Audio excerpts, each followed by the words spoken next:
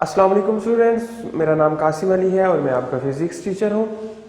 बेटा as you know well कि हमने अपनी लास्ट वाली वीडियो में या अपना जो इस सेकेंड ईयर फिज़िक्स का चैप्टर नंबर 21 जो कि इसका लास्ट वाला चैप्टर है उसको लेकर हम चलते आ रहे थे अभी तक। और प्रीवियस वीडियो तक जो हमने काम अपना ख़त्म किया था वो हमने काम किया था इस टॉपिक के ऊपर nuclear transportation and radioactive decay. Radioactive decay या न्यूक्लियर जो ट्रांसपोर्टेशन था बेसिकली क्या होता है, इस सबको हमने अपने प्रीवियस वीडियो में सारा डिस्कस कर लिया हुआ था। और फिर लास्ट में जाके हमने पढ़ा कि टाइप्स ऑफ रेडियो एक्टिविटी, कि जो रेडियो एक्टिविटी होती है उसकी कितनी टाइप्स है वो हमने देखी। 3 तरह की टाइप्स होती हैं। नंबर 1 को हमने कहा था अल्फा डीके, सेकेंड 1 को हमने कहा था बीटा डीके एंड थर्ड 1 को हमने कहा था गैमा डीके। तो ये 3 रेडियो एक्टिविटी की जो टाइप थी, आज हम वाली वीडियो में हम इनको आगे फर्दर लेकर जाएंगे, इनको डिस्कस करेंगे कि ये जो अल्फा बीटा और गैमा डीके हो रहा है तो ये कैसे हो रहा है, क्या प्रोसेस इसके अंदर पाया जाता है, ये सारा कुछ हम अपनी आज वाली इस वीडियो में देखेंगे। अभी सिर्फ मैं 1 मिनट के अंदर अंदर अपने प्रीवियस लेक्चर का जो इंट्रोडक्शन देता था हमारे चैप्टर का न्यूक्लियर ट्रांसपोर्टेशन का, उसके मतलब बताता हूँ। कहते हैं कि अगर इसकी डेफिनेशन को देखें तो कहते हैं whenever a particle or radiation is emitted out from a radioactive element, there is some charge in the nucleus of the element. So this element is converted into a new element is called radioactive decay. कहते हैं कि जब भी किसी element से, किसी भी nucleus से कोई पार्टिकल, कोई रेडिएशन इमिट होती है तो न्यूक्लियस चार्ज होता है। इस वजह से क्या होगा कि वो जो एलिमेंट होता है आपके पास जिसका न्यूक्लियस यूज हो रहा है वो वाला एलिमेंट एक न्यू वाले एलिमेंट में कन्वर्ट हो जाता है। इस प्रोसेस को हम कहते हैं रेडियो एक्टिव डीके। ठीक होगी बात। फिर हमारे पास जो एलिमेंट होते हैं वो 2 तरह के होते हैं। एक को हम कहते हैं पेरेंट एलिमेंट, दूसरे को हम कहते हैं डॉटर एलिमेंट। जो ओरिजिनल एलिमेंट होते हैं वो डॉटर होते हैं, जो डराइव्ड होते हैं वो जो ओरिजिनल होते हैं वो पेरेंट होते हैं और जो डराइव्ड होते हैं वो डॉटर होते हैं। फिर हमने कहा कि इनके लिए जो कुछ लॉज एप्लीकेबल होते हैं, लॉज में आता है charge number, mass number, momentum, mass energy law. ये सारे लॉ इस प्रोसेस के अंदर क्या होता है, कंजर्व रहते हैं। ठीक है, ये एप्लीकेबल आप कह सकते हैं। फिर टाइप्स ऑफ डिके को हमने पढ़ा, तो अभी हम टाइप ऑफ डिके को लेकर चलते हैं फर्दर। तो सबसे पहले हमारे पास टाइप आती है alpha decay.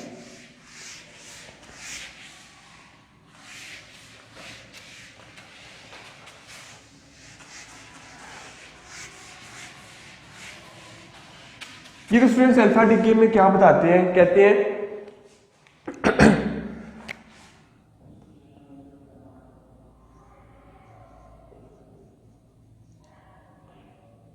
Alpha decay basically होता क्या है, कहते हैं in an alpha decay the parent element loses 2 protons and 2 neutrons. के अल्फा डीके में क्या होता है, जो पेरेंट एलिमेंट होता है 2 प्रोटॉन और 2 न्यूट्रॉन को लूज करता है। ठीक है, in alpha DK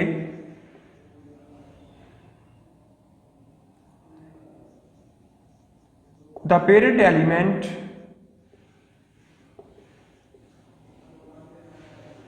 loses 2 protons and 2 neutrons।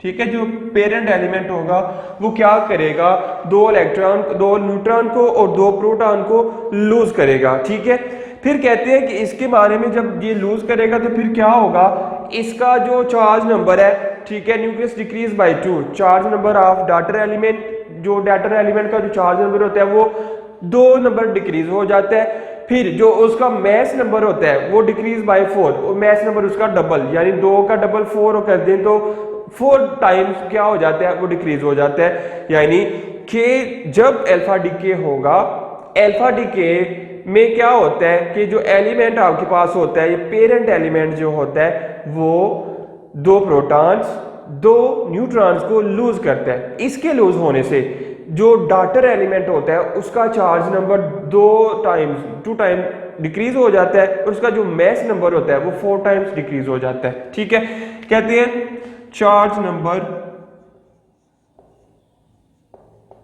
Of daughter element decrease by 2 and जो मैस नंबर उसका होता है, mass number is decreases 4 times, ठीक है, डिक्रीजेज बाय 4, ये 4 टाइम डिक्रीज होगा और चार्ज नंबर क्या होगा 2 टाइम्स डिक्रीज होगा, ठीक है। ये दोनों बातें आपने याद रखनी है। अल्फा डिके के मामले में ये दोनों दरपेश बातें आती हैं कि जो पेरेंट एलिमेंट होगा 2 प्रोटॉन 2 न्यूट्रॉन रिलीज कर देगा। उसके बाद क्या होता है कि जो आपके पास डॉटर एलिमेंट होता है उसका जो चार्ज नंबर है वो 2 टाइम्स कम हो जाता है और उसका जो मैच नंबर है वो 4 टाइम्स कम हो जाता है। अगर इसकी एग्जांपल लिखना चाहें, फॉर एग्जांपल इसकी इक्वेशन लिखना चाहें, जनरल इक्वेशन जो बनती है वो कहते हैं x आपके पास az इंटू ये बन जाएगा, कन्वर्ट हो जाएगा पेरेंट एलिमेंट में। ए चूंकि हमने क्या था मैथ नंबर, मैं इधर लिख देता हूं, मैथ नंबर होता है ए और चार्ज नंबर होता है बेसिकली स्टूडेंट जी। तो देखिए ऊपर ए आ रहा है तो ए में कितने का कमी हुई, डिक्रीज बाय 4, तो हम लिखेंगे 4a-4, यानी ए में 4 की कमी हुई थी तो हमने लिख दिया a-4। आगे नीचे इधर जी आ रहा है तो जी हमने कहा कि डिक्रीजेस बाय 2, इधर लिख देंगे z-2, जो भी आपके पास वैल्यू होगी उसमें से आपने माइनस कर देना है, और प्लस हीलियम आपके पास आ जाएगा 4 और 2। ठीक हो गया स्टूडेंट्स, ये इसकी जनरल आपके पास ये जनरल इक्वेशन थी। तो इस इक्वेशन में ये जो टर्म है आपके पास ये कहलाती है पेरेंट एलिमेंट, और ये जो टर्म आपके पास आती है ये कहलाती है डॉटर एलिमेंट।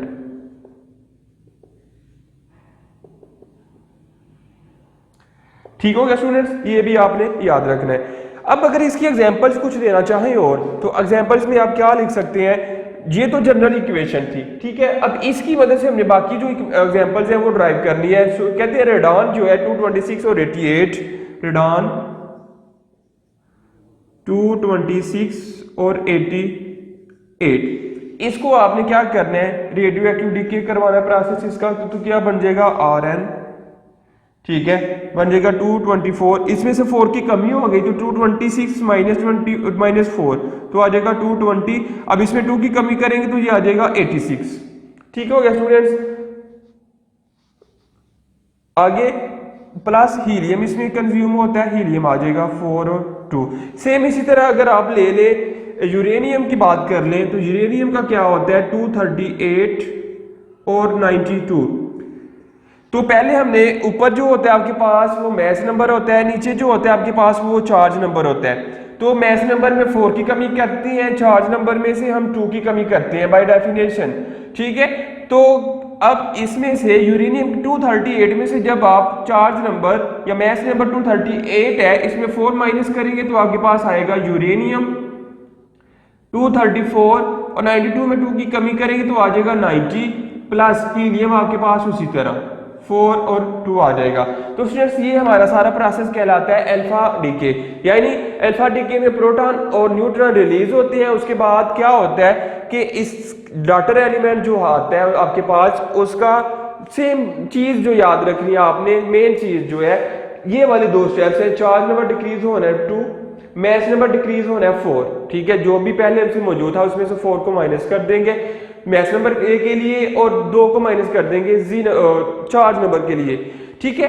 अब नेक्स्ट जो आपके पास टर्म आती है वो टर्म आती है बीटा डीके। अब बीटा डीके में क्या कहते हैं, क्या प्रोसेस है, उसके मतलब की हम देख लेते हैं। एक बात नोट, आपने ये बात याद रखनी है अल्फा डीके के लिए, कहती है after alpha decay the daughter element moves 2 places backward in the periodic table, कि जब अल्फा डीके होता है तो आपके पास जो डॉटर एलिमेंट है 2 टाइम्स 2 नंबर पीरियोडिक टेबल में पीछे आ जाता है, ठीक है। बात याद रखनी है, जब भी बीटा अल्फा डीके हो तो अल्फा डीके की वजह से जो आपके पास एलिमेंट होता है वो क्या करता है 2 प्लेस, ठीक है, 2 जगह पीरियोडिक टेबल में बैकवर्ड यानी कि वो पीछे आ जाता है। ये याद रखने वाली बात है एज एमसीक्यूज। नेक्स्ट हम देखते हैं बीटा डीके के बारे में। बीटा डीके बेसिकली स्टूडेंट हमने पढ़ा था कि ये क्या होती है, नेगेटिव होती हैं, ठीक है, नेगेटिव इलेक्ट्रॉन्स होते हैं ये beta decay.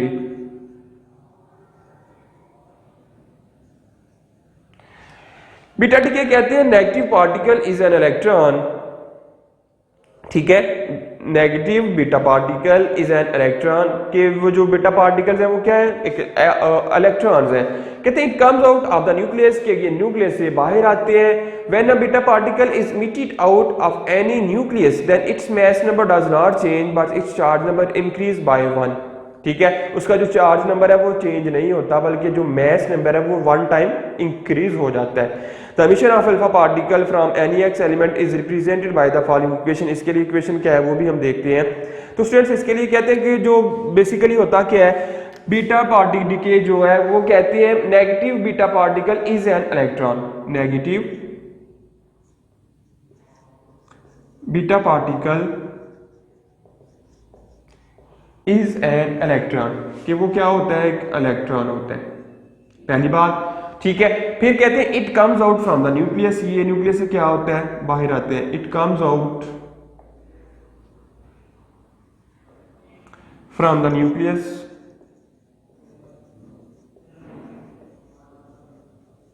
It comes out from the nucleus, ये न्यूक्लियस से क्या होता है, बाहर आ जाते हैं। तो इसके लिए फिर हमने एक दो बातें पढ़ी, जैसे अल्फा के लिए पढ़ी थी, इसी तरह बीटा के लिए भी पढ़ेंगे कि इसका जो चार्ज नंबर होता है रिमेन्स कांस्टेंट या रिमेन सेम, उसमें कोई भी फर्क नहीं आता। ठीक है, मैस नंबर में कोई भी चेंज नहीं आता। ठीक है, इस मैस नंबर, यहां पहले चार्ज लिखा था, इधर भी चार्ज नंबर जी, चार्ज नंबर जी इंक्रीज बाय 1। ठीक है, उसके बाद जो मैस नंबर था, मैस नंबर जो था ए रिमेन सेम, उसमें कोई भी चेंज नहीं आएगा, रिमेन सेम, जैसे पहले था वो वैसे का वैसा ही रहेगा। ठीक है बात स्टूडेंट बीटा के बारे में, कि जो बीटा डिके होता है, बीटा पार्टिकल बेसिकली इलेक्ट्रॉन होते हैं, वो न्यूक्लियस से बाहर आते हैं। तो जब बीटा डिके प्रोसेस होता है तो क्या होता है कि इसका जो चार्ज नंबर है वो इंक्रीज करता है 1 टाइम्स, उसका जो मैस नंबर है वो क्या करता है, रिमेन्स कांस्टेंट, कांस्टेंट रहेगा, उसमें कोई भी चेंज नहीं आएगा। अब इसकी एग्जांपल देखना चाहे अगर हम, ठीक है, पहले होल जनरल इक्वेशन लिखते हैं हम, तो जनरल इक्वेशन में क्या आता है वो हम देख लेते हैं। ठीक है, जनरल इक्वेशन थी इसके पास x, ऊपर आता है a, नीचे आता है z। जब ये बनेगा अपने डॉटर एलिमेंट में जाएगा तो ये बन जाएगा x बन जाएगा y, a में हमने कहा कोई चेंज नहीं आया तो a एज इट इज आ गया, z में हमने कहा a का इजाफा हो रहा है तो हम कह देंगे z+1, और साथ इधर एक इलेक्ट्रॉन आपके पास आ जाता है। ये बात आपने याद रखनी है, ये आपके पास है जनरल इक्वेशन। ठीक होगी बात स्टूडेंट्स, ये आपने याद रखना है। कहते हैं beta decay neutron is converted into a proton and a negative beta particle is emitted. Beta decay में कहते हैं neutron is converted into a proton and a negative beta particle is emitted. In beta decay की definition भी लिख सकते हैं, इन beta decay के beta decay में क्या होता है, अ न्यूट्रॉन कन्वर्टेड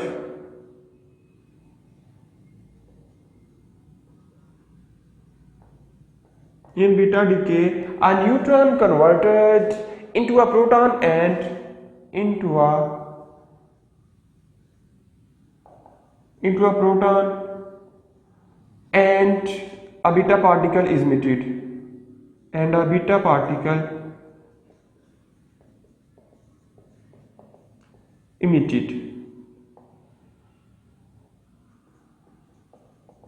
ठीक होगी बात। जनरल इक्वेशन से भी यही जाहिर हो रहा है कि आपके पास जो एक न्यूट्रॉन था क्या हुआ, कन्वर्ट हो गया किसमें, एक प्रोटॉन के अंदर, और एक बीटा पार्टिकल, यानी कि बीटा पार्टिकल क्या होता है, नेगेटिव होता है, तो एक बीटा पार्टिकल आपके पास आ जाएगा। अब इसकी इक्वेशन इस फॉर्म में जनरल लिखिए तो कहते हैं N10, ठीक है, ये कन्वर्ट होगा हाइड्रोजन 1 और 1 प्लस आपके पास आ जाएगा एक बीटा पार्टिकल, ठीक है, -1। अब इसकी अगर एग्जांपल हम लिखें तो एग्जांपल लिख रहे हैं थोरियम की। ठीक है, ये इधर देखें, ये न्यूट्रॉन है, ये प्रोटॉन है और ये बीटा पार्टिकल है। ये आपने याद रख लेना कि पहला जो भी होता है वो न्यूट्रॉन होता है, दूसरा आपके पास वो प्रोटॉन आएगा, थर्ड वाला आपके पास जो आता है वो बीटा पार्टिकल आता है। अब एग्जांपल लेते हैं एक थोरियम के लिए, कहते हैं TH23290, TH 232 और 90, इसको आपने कन्वर्ट करवाना है, ठीक है, बीटा डीके करवाना है इसमें से। तो क्या होगा, ये बन जाएगा प्रेक्टिशियम, ठीक है, प्रोटेक्टिनियम, ठीक है, प्रोटेक्टिनियम में बन जाएगा थोरियम Pa, ठीक है, Pa क्या किसका सिंबल है, प्रोटेक्टिनियम आपने याद रख रहे हैं, मैं लिख भी देता हूं, प्रोटेक्टिनियम, ठीक है। अब देखिए ऊपर होते हैं आपके पास मैस नंबर तो रिमेन सेम 232, दूसरा नीचे होता है चार्ज नंबर में हमने कहा कि क्या होता है, इंक्रीज बाय 1, तो ये 90 था, तो अब क्या हो जाएगा 91, एक का इजाफा हो जाएगा। और साथ हमने कहा है कि एक इसके लिए आपके पास हमेशा एक बीटा पार्टिकल भी एमिट होता है। तो ये सारा प्रोसेस हमने लिख लिया, ठीक है। क्या था कि बीटा पार्टिकल जो होते हैं वो बेसिकली एक इलेक्ट्रॉन है, वो न्यूक्लियस से बाहर आता है। बीटा डिके जब भी होता है तो क्या होता है कि इसका जो चार्ज नंबर है वो इंक्रीज करता है 1 टाइम, उसका जो मैस नंबर होता है वो रहता है रिमेन सेम, वो उसमें कोई तब्दीली नहीं आती। फिर जनरल इक्वेशन हमने देख ली। फिर नेक्स्ट कहते हैं कि बीटा डीके में क्या होता है कि जो एक न्यूट्रॉन आपके पास होता है वो प्रोटॉन में कन्वर्ट होता है और साथ ही बीटा पार्टिकल एमिट हो जाता है। फिर इन एग्जांपल्स की मदद से हमने इस बात की भी तस्दीक कर ली कि जो हमने लिखा वो बिल्कुल सही है। फिर एक नोट, जैसे हमने कहा कि अल्फा डीके जब होता है तो उसमें अल्फा डीके के बाद जो भी एलिमेंट होता है डॉटर एलिमेंट, वो 2 टाइम्स बैकवर्ड आता है पीरियोडिक टेबल में, 2 प्लेसेस पीछे आ जाता है। लेकिन जब कहते हैं बीटा डीके होता है तो बीटा डीके में क्या होगा कि जो आपके पास जो डॉटर एलिमेंट होता है, ठीक है, daughter element moves 1 place ahead, ठीक है, कि एक प्लेस वो एक जगह आगे चला जाता है, ठीक है। इधर मैं लिखता हूं नोट की फॉर्म में, after beta decay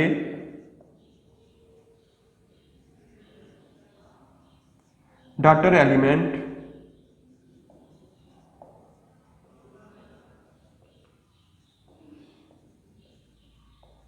move ahead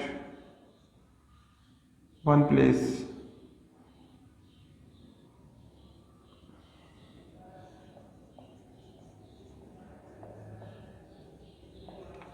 move ahead in periodic table।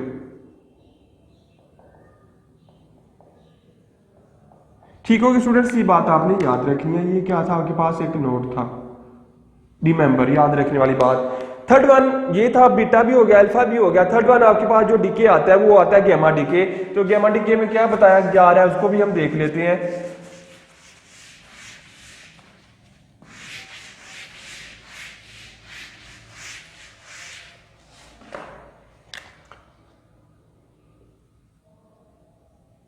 Gamma DK student कहते हैं गैमा रे जो होती हैं वो इलेक्ट्रोमैग्नेटिक रेडिएशंस होती हैं, ठीक है, और उनकी फ्रीक्वेंसी बहुत ज़्यादा होती है। Gamma rays are electromagnetic radiations, मैं ये लिखना चाह रहा हूँ, gamma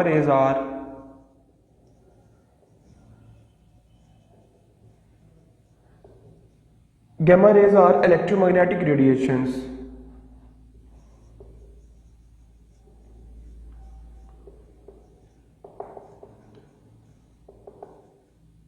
electromagnetic radiations, gamma rays are electromagnetic radiation of very high frequency, और उनकी जो फ्रीक्वेंसी होती है वो क्या होती है, वेरी हाई होती है, हाई फ्रीक्वेंसी। अब इसकी बात करें कि जब गैमा डीके होता है तो स्टूडेंट्स क्या होता है, कहते हैं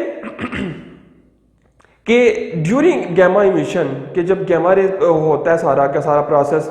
अच्छा, एक थोड़ी सी एक्सप्लेनेशन है वो मैं पढ़ देता हूँ एक दफा। कहते हैं when any electron an electron absorb energy, कि जब भी इलेक्ट्रॉन एनर्जी अब्जॉर्ब करता है, turns from the ground state to higher energy state and absorb atom become excited. जैसे कि मैं पहले बताया कि जब भी कोई आपके पास एलिमेंट है, जो इलेक्ट्रॉन है, जो एटम है, वो क्या करे, एनर्जी अब्जॉर्ब करे। एनर्जी अब्जॉर्ब करने के बाद वो ग्राउंड स्टेट से एक्साइटेड स्टेट यानी लोअर लेवल से हाई लेवल पर पहुंच जाता है एक्साइटेड स्टेट पर। When the electron of this excited atom return to ground state it emit the absorb energy in the form of photon. तो जी हम पहले पढ़ के आ चुके हुए हैं कि जब भी वो एक्साइटेड स्टेट से डी एक्साइट होता है, अपनी ग्राउंड स्टेट पर वापस आता है, तो वो क्या करता है, एनर्जी रिलीज करता है, ठीक है। और जो एनर्जी रिलीज होती है वो एज अ फोटॉन आपके पास आती है। In much the same way after the emission of alpha beta particle the nucleus is sometime excited to height state. ठीक है, अल्फा बीटा डिके के बाद न्यूक्लियस क्या होता है, एक्साइट होता है हाइट स्टेट की तरफ। The excited state of the nucleus is unstable so it come back to the ground state by emitting gamma radiation. कहते हैं अल्फा बीटा डिके के बाद क्या होता है कि जो न्यूक्लियस होता है वो अपनी हाइट स्टेट या एक्साइटेड स्टेट की तरफ मूव करता है, लेकिन जो हाई स्टेट है वो तो स्टेबल नहीं होती। स्टेबल ना होने की वजह से वो दोबारा अपनी डी एक्साइट होता है और अपनी ग्राउंड स्टेट की तरफ लौटता है, और ग्राउंड स्टेट की तरफ लौटते वक्त उसकी जो एनर्जी है वो रिलीज होगी एज अ गैमा रेडिएशन। कि न्यूक्लियस जब अपनी हाई स्टेट से लोअर स्टेट पर आता है तो जो एनर्जी रिलीज होती है वो एनर्जी रिलीज जो आ रही है वो इमिशन ऑफ एनर्जी जो है वो गैमा रेडिएशन के आ रही है आपके पास। कहते हैं ड्यूरिंग गैमा एमिशन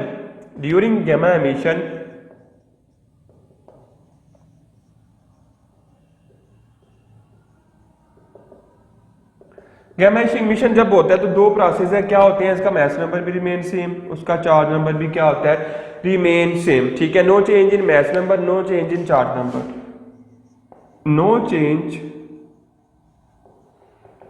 इन चार्ज नंबर,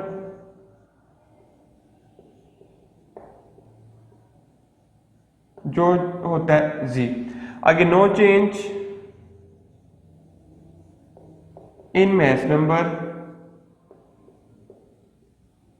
जो आपके पास आता है ए। यानी कि जब भी बीटा डिके होता है तो रेडिएशन के एमिट होने से ना तो उसके चार्ज नंबर पे कोई इफेक्ट आता है ना उसके जो मास नंबर है उसके ऊपर कोई इफेक्ट आता है। ये सारी बातें आपने याद रखनी है। मिसाल के तौर पर अगर इसकी एग्जांपल देना चाहे तो एग्जांपल आप क्या देंगे, कहते हैं कि अगर आपके पास ये कोई,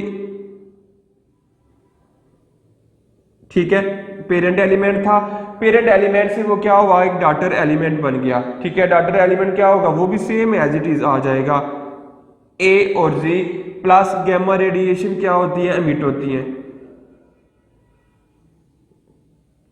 ठीक है, जब भी न्यूक्लियस अपनी हायर एक्साइटेड स्टेट से लोअर एक्साइटेड ग्राउंड स्टेट में आता है तो एनर्जी एमिट करता है। जो एनर्जी एमिट होकर आपके पास आती है वो आती है गैमा रेडिएशन की फॉर्म में। अब कहते हैं इधर जो आपके पास आ रहा है इस केस में पहला जो आपके पास है ये एक्साइटेड न्यूक्लियस है। ठीक है, ये क्या है, एक्साइटेड न्यूक्लियस।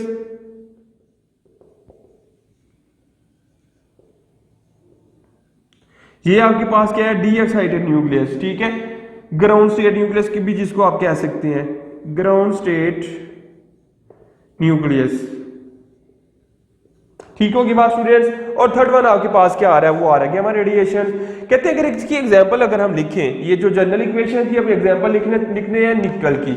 निकल में क्या आता है Ni, उसका जो चार्ज नंबर है वह 60 है मास नंबर और चार्ज नंबर है 28। अब इसका हमने करवाना है गैमा डीके, इस प्रोसेस का करवाना है तो क्या बनेगा, निकल एज इट इज आ जाएगा। ठीक है, बस थोड़ा सा फर्क आना है एक साइड स्टेट के लिए ग्राउंड स्टेट के लिए कि ऊपर आप स्टार बना दे ताकि हमें पहचान हो जाए कि कब ये एक्साइटेड स्टेट पर था और कब ये ग्राउंड स्टेट पर था। ये आपने थोड़ा सा इनमें डिफरेंस बना देना ताकि हमें स्टेट का पता चल जाए। जब हम एक्साइटेड स्टेट की बात करेंगे तो इसके ऊपर एक स्टार बना देंगे, जब हम ग्राउंड स्टेट की बात करेंगे तो हम उसको सिंपल एज इट इज लिख देंगे। और हमने पढ़ा है कि इसका चार्ज नंबर और मास नंबर जरा भी इफेक्ट नहीं करता, जरा भी चेंज नहीं होगा। तो इधर 60 एज इट इज और इधर 28 एज इट इज आ जाएगा। और प्लस आपके पास क्या आता है, गैमा रेडिएशन की एमिशन होती है। तो स्टूडेंट्स ये इस तरह आपके पास जो गैमा डीके है ये वाला प्रोसेस भी कंप्लीट हो जाता है। ठीक है, अब तीनों डीके हमने पढ़े, अल्फा बीटा गैमा। ठीक है, अगर चार्ज नंबर और मास नंबर की बात करें तो सिंपल एक व्यू देना लगा हूं दोबारा से कि जब आप अल्फा डीके की बात करते हैं उसका जो चार्ज नंबर होता है वो 2 टाइम्स डिक्रीज होता है, उसका मास नंबर 4 टाइम्स डिक्रीज होता है। और after alpha decay the daughter element, ठीक है, मूव बैकवर्ड 2 प्लेसेस। ठीक है, 2 प्लेसेस बैक आता है इन पीरियोडिक टेबल के अंदर। फिर दूसरा बीटा पार्टिकल पढ़ा तो बीटा पार्टिकल में उसका जो मास नंबर है वो रिमेन सेम। ठीक है, मास नंबर उसका चेंज नहीं होता बल्कि उसका जो चार्ज नंबर है वो 1 टाइम्स ग्रेटर हो जाता है, बढ़ जाता है। तो इसकी वजह से क्या होता है कि जब भी बीटा डीके हो पीरियोडिक टेबल में डॉटर एलिमेंट जो होता है वो एक डिजिट या एक प्लेस आगे ट्रांसफर हो जाता है, आगे चला जाता है। तो थर्ड टाइम जब हम बात करते हैं बीटा डिके की, तो बीटा डिके में ये प्रोसेस है कि ना तो उसका मास नंबर चेंज होता है, ना तो उसका चार्ज नंबर सेम होता है, चेंज होता है, बल्कि जैसे एक्साइटेड स्टेट में था उसी तरह वापस ग्राउंड स्टेट में आ जाता है। सिर्फ एक ही सिंबल हम लगा देते हैं कि कब एक्साइटेड स्टेट पर था, कब ग्राउंड स्टेट पर था, तो साथ उसमें गैमा रेडिएशन एमिट होती है। तो स्टूडेंट्स ये सारा टॉपिक था जो कि रेडियो एक्टिविटी या न्यूक्लियर ट्रांसमुटेशन था, जिसमें हमने 3 तरह की डिके पढ़ी, अल्फा, बीटा एंड गैमा, कैसे कैसे डिके होती हैं। आई होप कि यू विल अंडरस्टैंड वेल। तो मिलते हैं फिर हम अपनी अगली वीडियो में, तब तक के लिए मुझे इजाजत दीजिए। अल्लाह हाफिज। वीडियो पसंद आई तो लाइक करें, अपनी राय कमेंट करें। ऐसे ही मजीद वीडियोस के लिए हमारा चैनल सब्सक्राइब करें और बेल का आइकन दबाएं ताकि आपको हर वीडियो का नोटिफिकेशन मिलता रहे।